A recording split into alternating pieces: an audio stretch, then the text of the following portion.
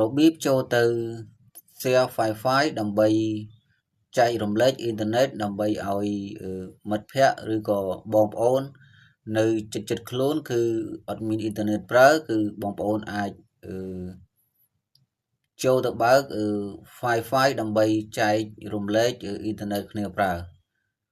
សម្រាប់បងប្អូនទាំងអស់គ្នាដែលចង់ចេះចូលមើលវីដេអូនេះជាមួយខ្ញុំទាំងអស់គ្នា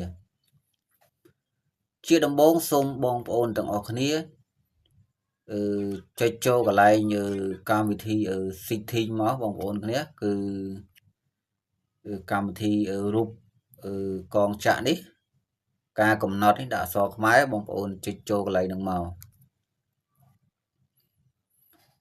បន្ទាប់មកបងប្អូនទាំងអស់គ្នាចុចលើ scroll ទៅលើបន្តិចបងប្អូននឹងឃើញកន្លែងរូប share Wi-Fi spot មួយ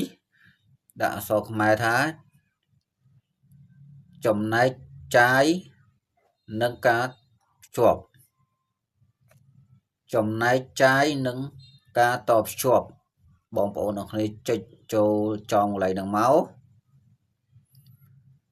អូខេបន្ទាប់មកវាចេញទម្រង់បែបនេះបន្ទាប់មកគឺបងប្អូនទាំងគ្នាចុចលើសម្រាប់បងប្អូនដែលចង់បើកបងប្អូនចុចកន្លែងពាក្យថាបើកកន្លែងនេះមកនេះកន្លែងថិចពណ៌ខៀវហ្នឹងបន្ទាប់មកទៀតបងប្អូនចុចអក្សរខាងក្រោមពាក្យថាបើក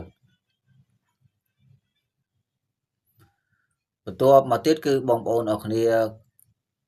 ចង់ដាក់លេខសម្ងាត់បងប្អូនต้องឲ្យចុចចូលកន្លែងអក្សរខាងក្រោមហ្នឹងមកខាងក្រោមអាសញ្ញាថិចក៏ប្រខៀវហ្នឹងដាក់អក្សរខ្មែរថាការកំណត់hotspot បងប្អូនទាំងគ្នាចុចចូលមក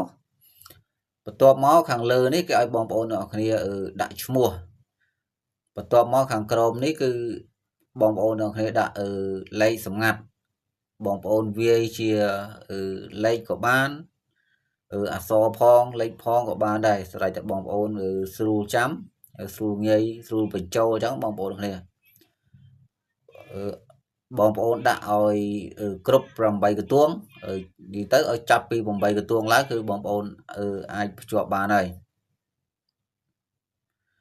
ពេលណាដែលបងប្អូនវាយបញ្ចូល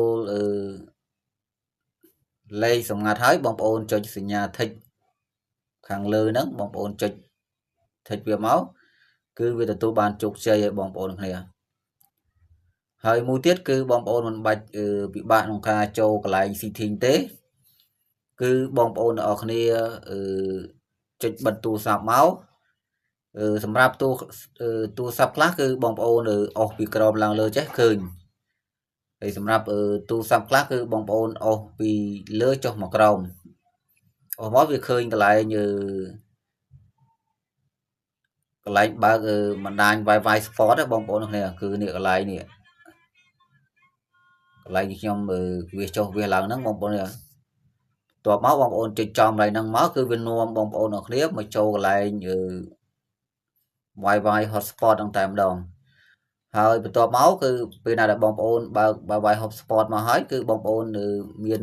ទូរស័ព្ទផ្សេងដែលគេចង់ share ឲ្យបងប្អូនប្រាប់លេខសម្ងាត់ទៅឲ្យគេបើក Wi-Fi មកហើយពេលវាយបញ្ចូលលេខសម្ងាត់ទៅគឺបងប្អូនអាចប្រើអ៊ីនធឺណិតរួមគ្នាបាន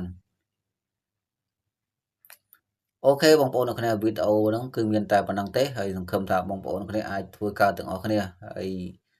បងប្អូនទាំងគ្នាជួយចុច Subscribe និងដាក់សញ្ញាកណ្ដឹងម្នាក់មួយផងដើម្បីទទួលបានវីដេអូថ្មីៗពីខ្ញុំជារៀងរាល់ថ្ងៃសូមអរគុណសូមជម្រាបលា